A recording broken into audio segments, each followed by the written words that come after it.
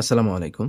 অনুশীলনী ৭.১ এর আজকের পর্বে আমরা সম্পাদ্য ২ ও অনুশীলনী ২ এর খ নং প্রশ্ন নিয়ে আলোচনা করব। তাহলে চলো শুরু করা যাক। সম্পাদ্য ২ হচ্ছে ত্রিভুজের ভূমি সংলগ্ন একটি সূক্ষ্মকোণ ও অপর দুই বাহুর অন্তর দেওয়া আছে, ত্রিভুজটি আঁকতে হবে।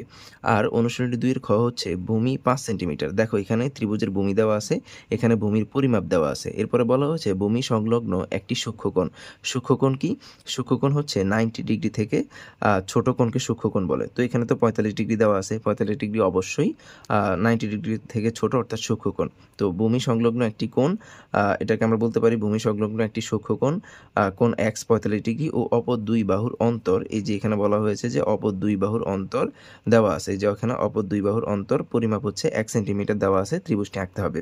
তাহলে সম্পাদ্য ২ এর মধ্যে হচ্ছে পরিমাণ দেওয়া নাই, কিন্তু ২ এর খ এর মধ্যে পরিমাণ দেওয়া আছে। এই উপাত্তগুলো ব্যবহার করে এখন আমরা এই চিত্রটি অঙ্কন করব।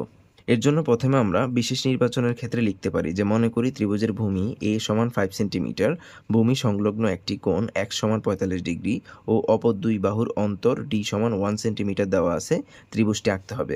ত্রিভুজটি অঙ্কন করার জন্য আমরা প্রথমে ভূমির পরিমাণ যা ছিল হচ্ছে ৫ সেন্টিমিটার, আমরা ৫ সেন্টিমিটার ভূমি নিয়ে নিলাম। এরপরে হচ্ছে দুই বাহুর অন্তর যা ছিল হচ্ছে 1 সেন্টিমিটার, এখানে আমরা এটাকে ডি দ্বারা প্রকাশ করলাম। ডি হচ্ছে কত? 1 সেন্টিমিটার, এবং একটি কোণ দেওয়া ছিল, কোণটি হচ্ছে কত? ৪৫ ডিগ্রি। কিভাবে পেন্সিল কম্পাস ব্যবহার করে ৪৫ ডিগ্রি অঙ্কন করা যায় বা বিভিন্ন আকৃতির কোণ অঙ্কন করা যায় তা কিন্তু আমরা প্রথম পার্টে শিখেছি। এবার এই ত্রিভুজটি অঙ্কন করার জন্য প্রথমে আমরা যে কোনো পরিমাপের একটি রশ্মি নিয়ে নিব। এবার BF থেকে ভূমি A এর সমান করে আমরা এখানে BC অংশ কেটে নিব। তাহলে এখানে আমরা কি করছি?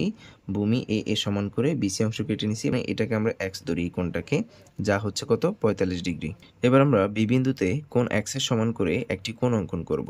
এর জন্য প্রথমে এখানে আমরা এটার পরিমাপ নিব এইভাবে, এবং এখান থেকে এটার যে পরিমাপ, এখান থেকে সেম পরিমাপ নিয়ে নিব।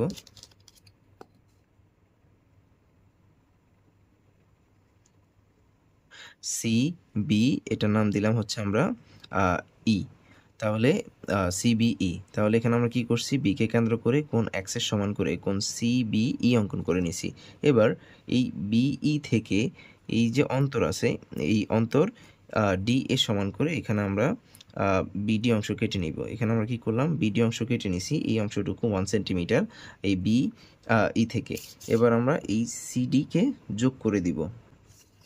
এবার দেখো এইখানে একটা কোণ উৎপন্ন হয়েছে, এই কোণটাকে আমরা বলতে পারি কোণ EDC, অথবা বলতে পারি কোণ CDE।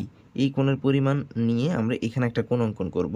এর জন্য আমরা কি করব? প্রথমে এখানে একটি বৃত্তচাপ, সেম পরিমাপের বৃত্তচাপ আমরা এখানে আঁকবো, এবং এখান থেকে এখানকার পরিমাণ যা, এখানে আমরা সেম পরিমাণটা অঙ্কন করে দিব। এরপর আমরা কি করব?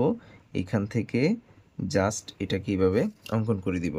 তাহলে এটা মনে করো হচ্ছে আমরা এখানে CG অঙ্কন করলাম, বা আমরা যদি এই অংশটা নাও নিতাম তাহলেও হইতো। এখানে আমরা এটাকে ধরো আমরা CA, বা এখানে এই কোণের পরিমাণ নিয়ে, এই কোণের মাপ নিয়ে এখানে একটা কোণ অঙ্কন করছি। এই কোণের নাম হচ্ছে কোণ DCG, অথবা আমরা বলতে পারি কোণ DCA। আমরা যদি এই অংশটুকু না নিতাম তাহলে এটা হইতো কোণ DCA। এখন যেহেতু আমরা নিচ্ছি হচ্ছে কোণ DCG, আর এই CG DE কে এই বিন্দুতে ছেদ করে, তাহলে ABC হচ্ছে উদ্দিষ্ট ত্রিভুজ। এই পর্যায়ে আমরা এই অঙ্কনের বিবরণ দেখে নিব। প্রথমে যে কাজটা করেছি, যে কোনো রশ্মি BF থেকে ভূমি A এর সমান করে BC অংশ কেটে নিছি। এরপরে B বিন্দুতে কোণ x এর সমান করে কোণ CBE অঙ্কন করে নিছি। এরপর আমরা কি করছি? BE থেকে তারপর হচ্ছে অন্তর D এর সমান করে BD অংশ কেটে নিছি। CD কে কি করছি? যোগ করছি। এই যেখানে লিখছি CD যোগ করি। CD রেখাংশের যে পাশে E বিন্দু আছে, ওই পাশে, মানে যে পাশে এই E বিন্দু আছে ওই পাশে আমরা কি করছি? কোণ CDE অথবা EDC এর সমান করে কোণ DCA অঙ্কন করে নিছি। অথবা আমরা যদি এটাকে একটু বর্ধিত করতাম তাহলে DCG অঙ্কন করে নিছি। CG ডিই কে এই বিন্দুতে ছেদ করে, বা এখানে আমরা বলতে পারি সিডি রেখাংশের যে পাশে ই বিন্দু আছে সেই পাশে সি বিন্দুতে কোণ সিডিই এ সমান করে কোণ ডিসিজি আঁকি। সিজি, এই যে সিজি বিই কে এই বিন্দুতে ছেদ করে, তাহলে এ বি সি উদ্দিষ্ট ত্রিভুজ।